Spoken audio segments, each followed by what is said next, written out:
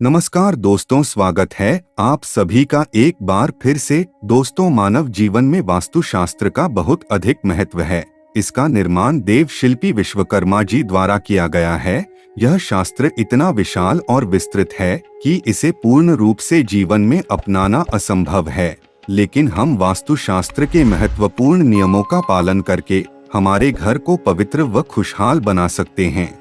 वास्तुशास्त्र में भवन के निर्माण से जुड़े कई महत्वपूर्ण नियम बताए गए हैं। भवन के निर्माण से पूर्व भूखंड का चयन कैसे करना चाहिए, किस प्रकार का भूखंड भवन के निर्माण के लिए सर्वोत्तम होता है, तथा भवन के पास स्थित वृक्ष, मंदिर, पेड़ पौधे, मार्ग आदि का भी विचार किया जाता है। उसके बाद घर का निर्माण करते समय घर के मुख्य द्वार की दिशा को सबसे अधिक महत्व दिया गया है। भवन का द्वार कौन सी दिशा में होना श्रेष्ठ फल प्रदान करता है। अलग अलग दिशाओं का महत्व भी अलग अलग होता है। इसीलिए भवन का मुख्य द्वार बनवाते समय मुख्य द्वार की दिशा को ध्यान में रखना बहुत आवश्यक होता है। यदि गलत दिशा में मुख्य द्वार का निर्माण किया जाए तो इसके अशुभ परिणाम प्राप्त होते हैं। घर के अंदर वास्तु दोष उत्पन्न होते हैं और उस घर में निवास करने वाले लोगों को जीवन में कई परेशानियों का सामना भी करना पड़ता है। भवन के मुख्य द्वार के आकार का भी ध्यान रखना आवश्यक होता है। वास्तुशास्त्र के अनुसार भवन के मुख्य द्वार को लकड़ी से बनाना ही श्रेष्ठ बताया गया है। लकड़ी से बना मुख्य द्वार ही श्रेष्ठ फल प्रदान करता है। घर के मुख्य द्वार को अन्य किसी भी धातु का नहीं बनवाना चाहिए। हमारे शास्त्रों में ऐसे वृक्षों के बारे में बताया गया है, केवल उन वृक्षों की लकड़ी से ही मुख्य द्वार बनवाना चाहिए। अन्य वृक्षों की लकड़ी से बने प्रवेश द्वार शुभ परिणाम नहीं देते हैं। यदि इन शुभ वृक्षों की लकड़ी से प्रवेश द्वार बनवाया जाता है तो उस भवन में निवास करने वाले लोगों को हमेशा उन्नति मिलती है। उस घर में कभी दुख दरिद्रता नहीं आती है। इन लकड़ियों से निकलने वाली सकारात्मक ऊर्जा से घर का वातावरण पवित्र और सकारात्मक बनता है। ऐसे घर में मां लक्ष्मी का निवास होता है और देवी देवता भी प्रसन्न होकर ऐसे घर में प्रवेश करते हैं। इसीलिए घर का मुख्य द्वार बनवाते समय इस बात का विशेष ध्यान रखना चाहिए कि आप इन वृक्षों की लकड़ी का ही इस्तेमाल करें। तो चलिए जान लेते हैं घर का मुख्य द्वार कैसा होना चाहिए, जिससे घर में सुख शांति बनी रहे और धन संपत्ति का आगमन हो। दोस्तों, अगर आप इस चैनल पर नए हैं तो इसे सब्सक्राइब जरूर करें ताकि आपको ऐसी ही वास्तुशास्त्र से जुड़ी जानकारी प्राप्त हो। आगे बढ़ने से पहले आप कमेंट में जय श्री कृष्णा और जय मां लक्ष्मी जरूर लिखें। सबसे पहली बात दोस्तों, वास्तुशास्त्र में कहा गया है कि भवन का मुख्य द्वार अर्थात आपके घर का प्रवेश द्वार आपके घर के अन्य दरवाजों से आकार में बड़ा होना चाहिए। मुख्य द्वार कभी अन्य दरवाजों से छोटा नहीं होना चाहिए, ताकि घर के अंदर की और बाहर से आने वाली ऊर्जा का संतुलन बना रहे। अगर मुख्य द्वार आकार में छोटा होता है तो उस घर में हमेशा क्लेश और लड़ाई झगड़े होते रहते हैं। घर का मुख्य द्वार का आकार घर के अन्य द्वारों जितना भी नहीं होना चाहिए। मुख्य द्वार हमेशा ही बड़ा होना चाहिए, तभी इसका शुभ फल प्राप्त होता है। वास्तुशास्त्र में मुख्य द्वार से जुड़ी और एक महत्वपूर्ण बात बताई गई है। मुख्य द्वार हमेशा 2 पल्लों का होना चाहिए। इस मुख्य द्वार को दिन में खुला रखें अथवा बंद करते वक्त दोनों हाथों का प्रयोग होना चाहिए।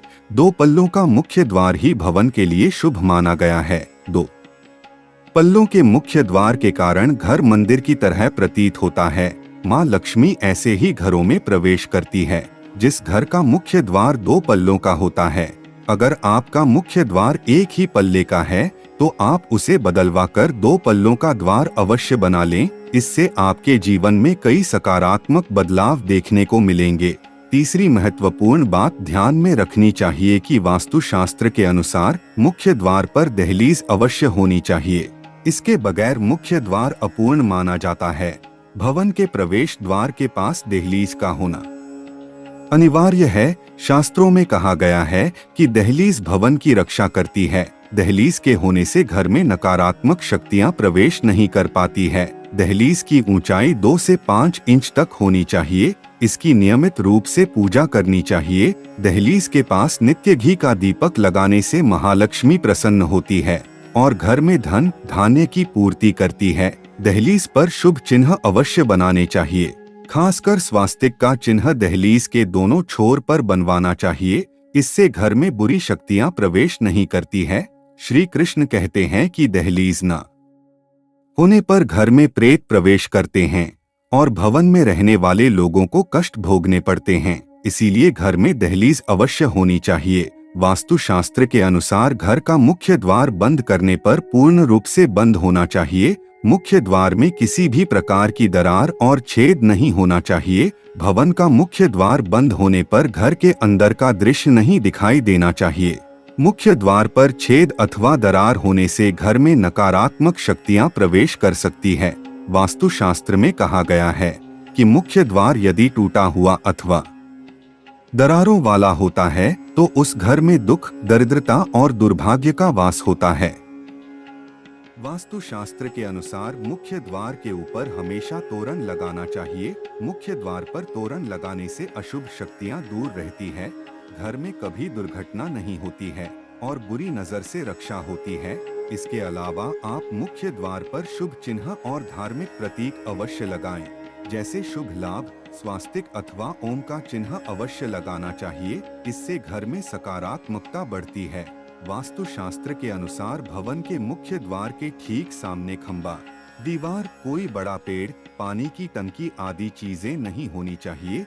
यह चीजें सकारात्मक ऊर्जा के मार्ग में बाधा का निर्माण करती है।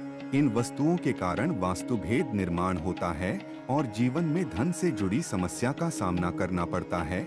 यह चीजें मुख्य द्वार के सामने होने से जीवन में आने वाले अवसर भी कम होने लगते हैं। श्री कृष्ण कहते हैं कि घर के मुख्य द्वार के पास स्वच्छता होनी चाहिए।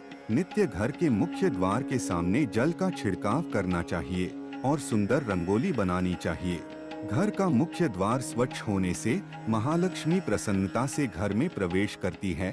मुख्य द्वार के सामने कभी गंदगी नहीं होनी चाहिए। इससे नकारात्मक वातावरण का निर्माण होता है। सुबह उठने के बाद मुख्य द्वार के सामने शुद्ध जल का छिड़काव करें और सुंदर रंगोली बनाएं। वास्तुशास्त्र के अनुसार मुख्य द्वार को खोलते अथवा बंद करते समय कर्ण कर्कश आवाज नहीं आनी चाहिए।